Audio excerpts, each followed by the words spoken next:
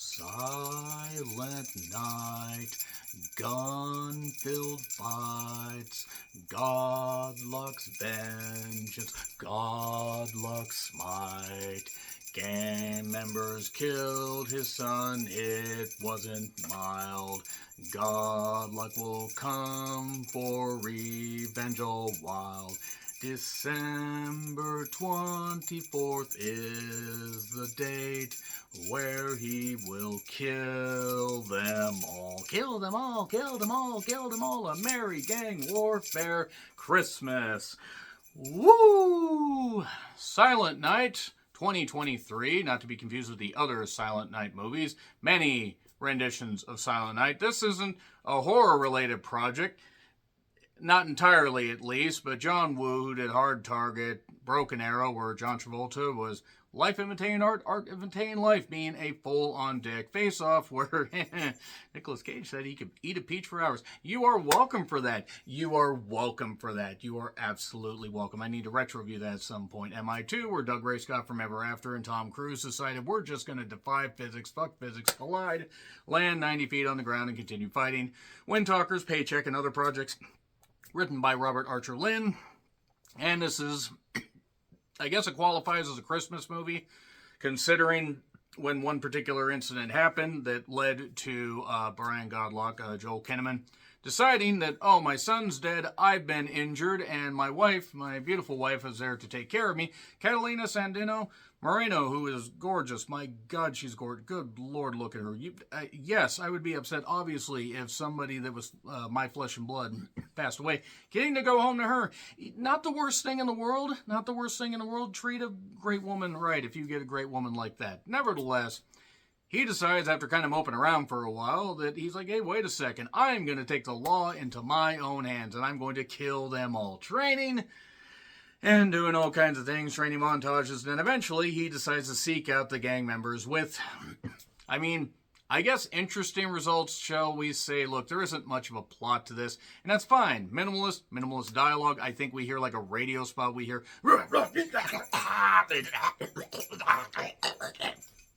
and we also see conversations through text because, Joel Kinnaman's character, unfortunately, is kind of...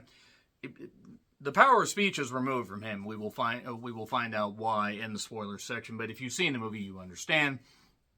And so we get that communication. Also, he's going to be the silent but deadly type.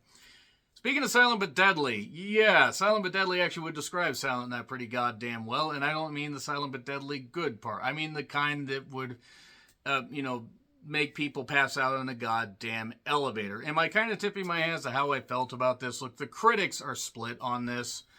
Some appreciate, even though it's secondary, John Woo. And John Woo has neat little camera tricks and knows how to do some good action. He does know action. I will give him that. What he does not know how to do is have a decent story.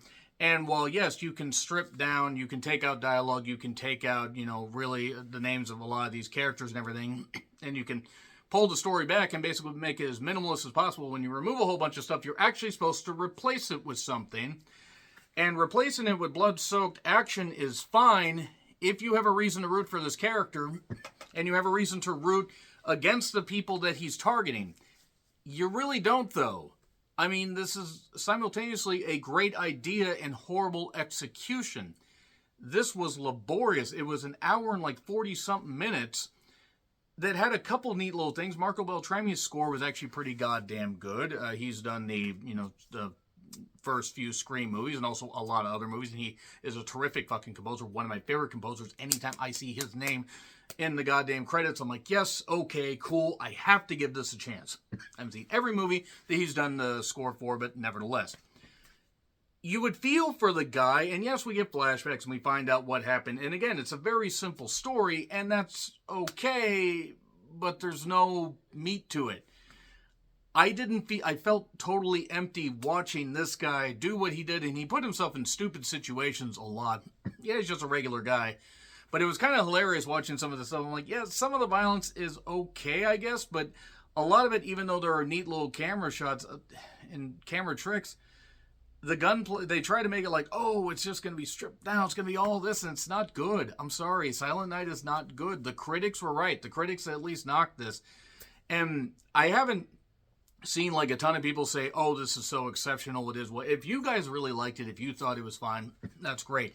To me, this was a stripped down version of what they tried, what Sisu did, or Sisu, or however the hell you say that. But that movie was really good because it just involved him killing a bunch of Nazis and a bunch of really bad people and everything, and it was fun. Most importantly, it was fun. This wasn't fun. There was nothing wrong with being bleak. Yes, revenge is a dish best served with minimal story and dialogue and minimal interesting characters and just people dying, and that's cool. But here's the thing, 80s, 90s action movies and that kind of stuff happening, there's still a breeziness to them and a fun part to them. And this does not have any fun. I didn't really feel like, oh, yay, look at this guy do this, and oh, this guy. There were a few inventive kills, one involving a forklift, one involving a wall and a Mustang. But a lot of it was just mind-numbing. Like, by about halfway through, I was just giving up. I mean, also, this movie should have been only about 80 minutes. Like, for that minimal of a story, you did not need endless training stuff and this. And yeah, you could feel for the wife, you really could.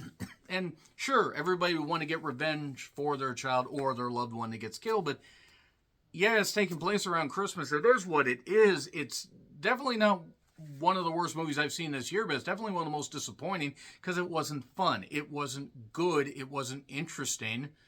And again, taking out all that stuff, you got to replace it with something. John Woo didn't. And the story just was nothing. And eventually, if you were just going to do action, and do kind of neat little stunts and everything, yeah, that's great. We've seen a lot of that stuff. You got to actually, you got to actually spin it and try and do something good. Oh, you're just going to take the dialogue out? Well, good. Now you've taken the witty quips and the other stuff, and none of the characters really matter. There's like a junkie girl that's in it. The kid cutie is, I don't know how good of an actor he is because nobody says any goddamn thing. We just find out through texts and flashbacks and facial expressions, and the facial expressions are even bland from, just various people. I mean, I'm sorry. I didn't find this good. I didn't find this good at all. The more I think about it, the more I actually hate it. So I am going to get into spoilers. But it's in theaters if you want to check it out. Maybe you'll enjoy it. Merry Gang Warfare Christmas. Anyway, so yeah, 3, 2, 1, and spoilers. Okay, so his son gets shot down. We see the beginning. And in the beginning, there was rap, as our Lord and Savior Dr. Dre once said, where he's running after these, 2 cars that are having this shootout. One that's like a Mitsubishi and one that's like an SUV type. And he ends up grabbing a pole. He causes one to wreck. He smashes one with a pole. Then he gets chased. He manages to get, run over this wall and do all this stuff and whatever. It would be like if Upgrade had no intelligence behind it is the best way I could describe it. But nevertheless, he gets into this construction site and the other vehicle runs into a forklift. A couple guys get decapitated. But our hero gets shot in the back and shot in the throat. The larynx specifically somehow survives that. And then he can't speak. He can't do this. His wife is staying there by his side, doing all that. She's hurting too, but she's got to keep working. He's trying to recover. And he loves his wife, but he's so focused and driven on doing this. Kid Cutie, who's a detective, he, our hero didn't feel he was doing the best job, so he decided to take the law into his own hands, take some pictures while he was in his office. Somehow managed to get in there. Apparently, this particular police department has no cameras and no ability to stop anybody from just coming in and taking pictures of the wanted posters. It's a GI-7.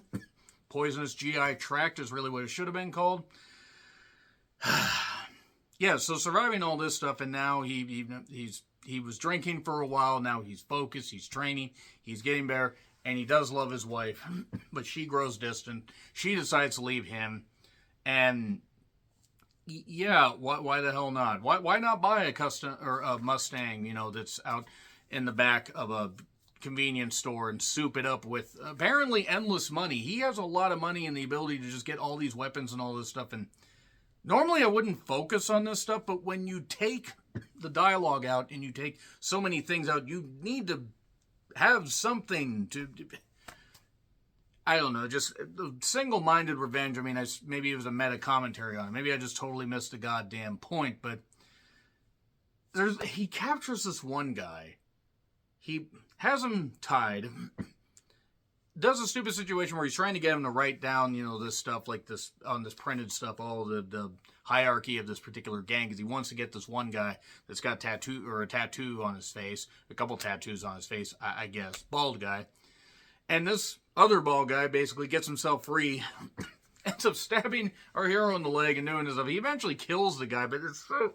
Yes, he's a regular guy. Yes, he's not supposed to be like the super action hero, but he was training for this, and then you put yourself in stupid situations like this, and it's just dumb. It's just dumb. And these action scenes also drag on. They're not good. They're not creative. There's a gang shootout. A cop gets shot, then killed. He tried to save the cop. That didn't work.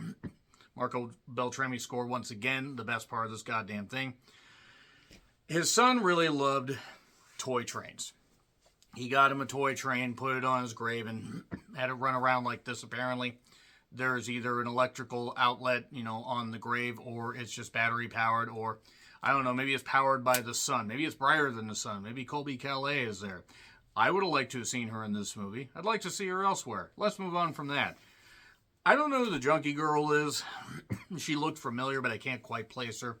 But there's this funny point where she's doing this shootout, or shooting them, and everybody's, both him and Kid Cutie, who just happens to show up because he gets tipped off that he's actually going to go do this. After our hero has shot his way up the goddamn, floors, like it's The Raid, except if The Raid was made by morons and acted by morons and had no characters. At least The Raid was fun. Need to rewatch The Raid and actually review it. But it ends basically with him shot up, but yet he manages to kill the guy that basically, put the bullet in him and, shot him in the throat and stuff like that and killed his son. And he killed them all, and Kid Cutie's all shot up, but somehow I guess he's okay. I don't know. The wife got a letter on the kid's grave, and I'm sorry, you loved me until you couldn't love me anymore. I know that this won't bring him back, but I need to get revenge or die trying, or I'm willing to die trying. Yeah, well, this movie died, without even trying. This movie basically was DOA, and I'm not talking Dead or Alive with the jiggle physics. I'm talking this movie basically was dead pretty much from the beginning. There were a couple neat little things, a couple neat little tracking shots, and a little bit of halfway cool violence, but really overall, this Silent Night was not good. It was not good at all. And a decent gimmick would have actually worked better had they cut out about, I'd say at least 20 minutes. Had they made this maybe a breezy 85 minutes or maybe even 80 minutes, it might have actually worked a little bit better. You wouldn't have been bogged down by characters you didn't care about, but then I would have left you still with 80 minutes of characters that really didn't have anything because, yeah, I'm sorry, it just wasn't good. Agree, disagree, what I said, like, share, subscribe, Twitter handle in the description. I'm Charles McLean. I'll see you soon.